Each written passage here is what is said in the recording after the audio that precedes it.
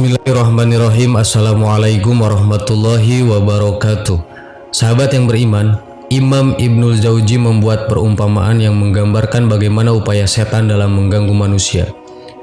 Sungguhnya hati manusia ibarat kerajaan, di bagian luar adalah tembok yang menjadi benteng. Tembok benteng ini memiliki beberapa pintu dan bagian celah yang belum diperbaiki. Di dalam benteng terdapat istana yang berupa akal dan hati nurani, dan di samping benteng terdapat rumah tua yang dihuni hawa nafsu.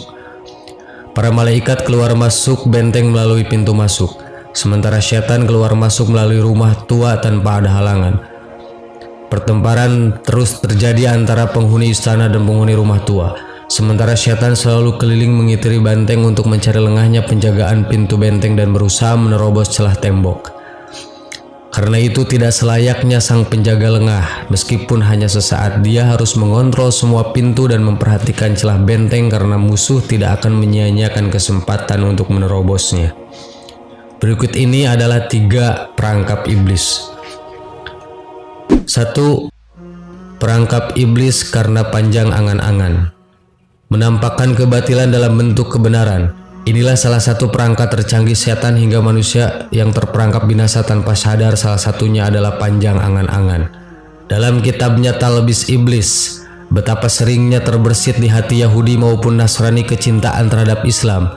Namun iblis senantiasa menghalang-halanginya dan membisikkan ke hati mereka, jangan terburu-buru masuk Islam, pikirkan secara sesama dan matang, sehingga ia menunda-nundanya hingga maut datang menjemputnya dan mereka mati di atas kekafirannya. Demikian juga yang terjadi pada pelaku maksiat agar menunda-nunda taubatnya. Iblis membuatnya terhalang dari melalui menjaga syahwat sehingga mereka menunda-nunda taubatnya. Iblis akan senantiasa menanamkan dan menumbuhkan sikap malas dan menunda-nunda amal. Ibnu Jauzi berkata, penyebab kelalaian meremehkan kebaikan dan kecenderungan pada keburukan adalah panjang angan-angan. Orang yang berangan-angan akan banyak beramal pada waktu subuh, maka pada malam harinya ia akan beramal ala kadarnya. Berbeda dengan orang yang membayangkan kematian di depan matanya, maka ia akan bergegas dan bersungguh-sungguh dalam ibadahnya. Nabi Muhammad SAW berkata, "Solatlah engkau sebagaimana solat orang yang akan berpisah dengan kehidupan dan datangnya malaikat maut seakan-akan engkau melihatnya. Apabila engkau tidak melihatnya, maka sesungguhnya dia melihatmu." Hadis riwayat Bukhari. Sifat menunda-nunda sudah menjadi tabiat manusia. Ini akan sangat sulit dilawan kecuali orang yang sadar akan dirinya. Hingga melawannya sekuat tenaga ia menyadari bahwa dirinya telah berperang. Musuh tidak pernah malas untuk menyerang dirinya. 2. Perangkap iblis karena miskin ilmu. Karena kebodohan kita, setan dengan leluasa memperdaya kita. Yang berbahaya dalam hal akidah, setan mengusik kita untuk menanyakan zat Allah dan sifat-sifatnya hingga kita menjadi ragu kepada Allah Subhanahu wa Ta'ala. Rasulullah SAW pernah bersabda, sesungguhnya setan itu mendatangi salah seorang di antara kalian dan bertanya, siapakah yang menciptakanmu? Dia menjawab, Allah. Setan bertanya, siapa yang menciptakan langit dan bumi? Dia menjawab, Allah. Setan bertanya lagi, siapa yang menciptakan Allah? Jika salah seorang di antara kalian merasakan sebagian dari yang demikian itu, maka hendaklah ia berkata, aku beriman kepada Allah dan Rasulnya. Hadis riwayat Muslim. Iblis dan pasukannya juga berusaha memperdaya kita dengan memusuhi Allah, dengan menebar rasa iri dan dengki, misalnya dengan mengatakan mengapa Allah menyempitkan rezeki orang yang bertakwa dan melapangkan orang-orang yang durhaka. Semua bencana ini terjadi karena kita jauh dari ilmu dan menjauh dari para ulama, meragukan fatwa-fatwanya, bahkan membencinya. Karena itulah kita sering berkata tanpa ilmu sama sekali dan sering mengomentari dan mencaci sesuatu, misalnya lewat media sosial, tanpa didasari ilmu sama sekali. Menurut Imam Ibnu Jauzi, kendaraan setan itu adalah gosip, keraguan dan perdebatan yang tidak membuahkan keyakinan yang bisa dijadikan pegangan. Sebagian mereka membisikkan kepada sebagian lain perkataan-perkataan indah untuk menipu. Quran Surat Al-An'am ayat 112. Imam Ibnul Jauzi menyebutkan bahwa di antara bentuk talbis perangkap iblis terhadap orang awam ialah ketika seseorang itu merasa puas dengan jalan pikirannya atau pemahaman dirinya sendiri. Tidak peduli pemahamannya menyelisihi para ulama ataukah tidak, sehingga bila fatwa para ulama menyelisihi kepentingannya, ia akan secepatnya melakukan bantahan, bahkan di antara mereka ada yang mencela dan mencaci para ulama. Orang yang tidak memiliki ilmu biasanya terperangkap dalam sifat fanatisme. Fitnah terbesar yang pernah terjadi dalam sejarah Islam diawali dengan fanatisme. Ada sekelompok umat yang mengagung-agungkan satu sahabat kemudian mencaci sahabat lain hingga menyulut peperangan dan perpecahan serta pertumpahan darah. Kondisi ini bisa saja terjadi pada saat pemilihan pemimpin. Ada sekelompok orang yang mengagung-agungkan salah satu tokoh pemimpin secara berlebihan hingga mata hatinya dibutakan dalam melihat kebenaran dan menghalalkan segala cara untuk meraih kemenangan yang semu. Perangkap iblis juga berkaitan dengan garis keturunan. Jika Anda merasa sangat bangga karena memiliki garis keturunan dari keluarga yang terpandang, maka berhati-hatilah karena iblis mulai menyusup.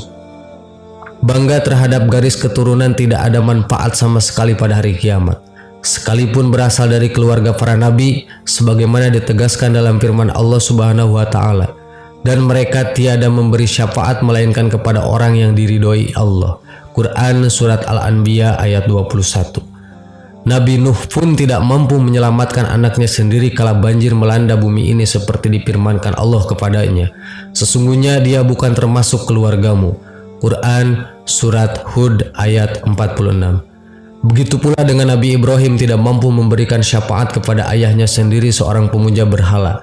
Rasulullah SAW berkata kepada putrinya Fatimah, putri kesayangannya, "Aku tidak berkuasa terhadap dirimu sedikit pun atas kekuasaan Allah." 3. Perangkap iblis dalam harta.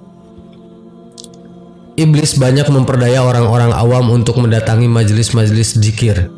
Dia menangis dan menampakkan kekhusyuannya, tapi di luar majelis mereka masih melakukan kebiasaan lamanya menggunjing, tidak berbakti kepada orang tua dan berbuat aniaya terhadap orang lain.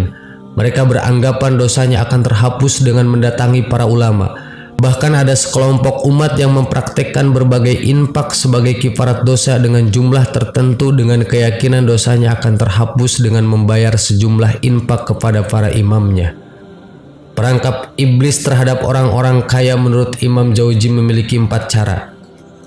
Pertama, dari cara mencari harta, mereka lebih banyak memperolehnya melalui riba. Kedua, dari sisi kebatilannya. Mereka tidak mau mengeluarkan zakat karena mereka beranggapan tidak dibebani kewajiban zakat. Ketiga, dari sisi penumpukan harta. Orang kaya melihat dirinya lebih baik dari orang miskin padahal keutamaan seseorang tergantung pada keutamaan jiwanya. Keempat, dari sisi pembelanjaannya. Orang kaya membelanjakan hartanya secara berlebih-lebihan bukan sesuatu yang diperlukan tetapi untuk menaikkan gengsi dan status sosialnya. Rasulullah SAW telah mengingatkan dalam sabdanya, tidak bergeser kaki seorang hamba sehingga ia akan ditanya 4 perkara, yaitu tentang umurnya untuk apa ia habiskan, tentang ilmunya untuk apa ia amalkan, tentang dari mana hartanya ia dapatkan dan kemana ia belanjakan, dan tentang badannya untuk apa ia gunakan. Dalam bersedekah, setan pun menjebak kita dalam riya. Amal soleh tidak dilandasi karena Allah. Dalam bersedekah, ia lebih mementingkan orang lain yang akan berdampak pada ketenaran dirinya. Sedangkan kerabatnya yang miskin tidak pernah diperhatikan. Rasulullah SAW bersabda, sedekah yang diberikan kepada orang miskin itu pahalanya adalah sedekah. Sedangkan sedekah yang diberikan kepada kerabat ada 2 pahala, yaitu pahala sedekah dan pahala hubungan kekerabatan. Hadis riwayat Abu Daud, Ahmad, At-Tirmidzi, dan An-Nasai. Demikianlah tentang 3 perangkap iblis yang telah saya paparkan. Mudah-mudahan kita menjadi salah satu hamba Allah yang bisa menghindari diri dari segala perangkap setan sehalus apapun. Mudah-mudahan bermanfaat. Wallahu a'lam. Assalamualaikum warahmatullahi wabarakatuh.